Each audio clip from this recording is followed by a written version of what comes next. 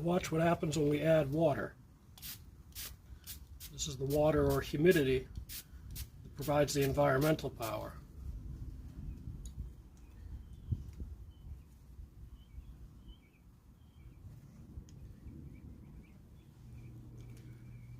Humidity and water in the environment can be converted directly into electricity with nanotech.